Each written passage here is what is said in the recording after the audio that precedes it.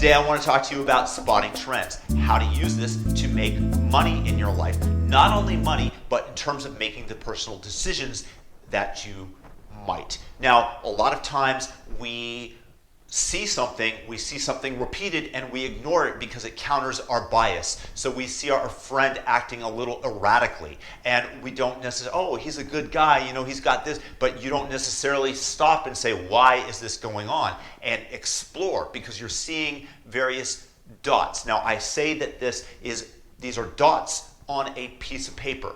Each individual event is an anecdote, is a piece of data. It by itself is meaningless. The more dots that you start to have on the piece of paper, the more clear a picture you are forming. This is why the more data you have, the better. Now, so you can use this in investing, you can use this in your relationships, you can use this in just about anything. I'm going to give you an example and you can just take away from how I go about my process and see whether or not it's something that you can apply in your life. Let me be quick. I've been living in Thailand 2 of the last 3 years. And when I got here at the end of 2016, the Thai baht hit a high of 36 per US dollar, meaning that my dollar purchased a tremendous amount. A lot of other people saw this. They took their tourist dollars, they took their business dollars, and they came to buy to Thailand.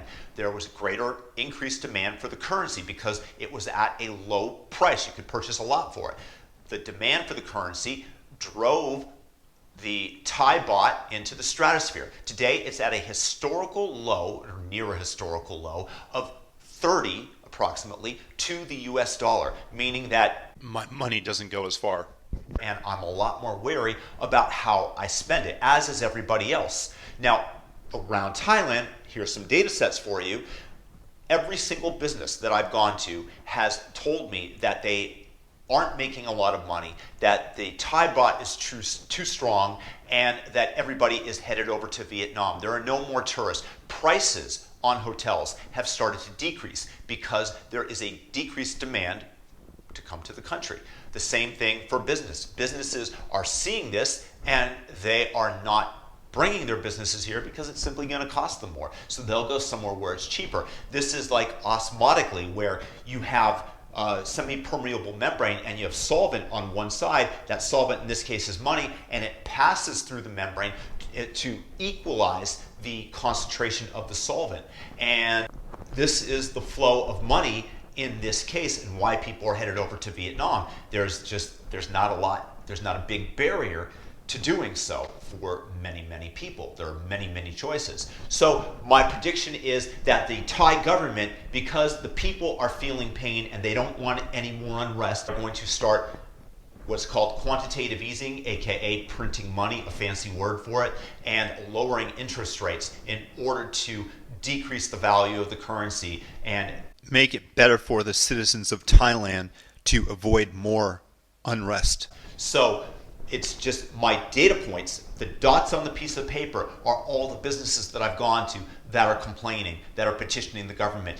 The educational school owner, where people can get an educational visa to come here, who says that the government is really messing with his business by decreasing the number of visas that they're giving and making it much more difficult. And this, of course, is having negative deleterious effects here and causing economic hardship, and the government will want to weaken the Thai baht and ease these restrictions. And once again, the dollar will rise against the Thai baht. But again, the takeaway for you, please, just be able to spot the trend. And those trends, those dots, those data points, you want to be able to form a clear picture. You want to do research and then pick something where the downside risk is not as large as the upside potential gain. And when you have that, you have a winning investment. You have to be able to intervene with your friend who might be acting erratically, good or bad, and try to figure out why that is. But you don't want to ignore the data. You do not want to ignore the trend. You want to spot the trend before other people, and you don't necessarily have to have a clear picture. This is one thing that I absolutely want to stress,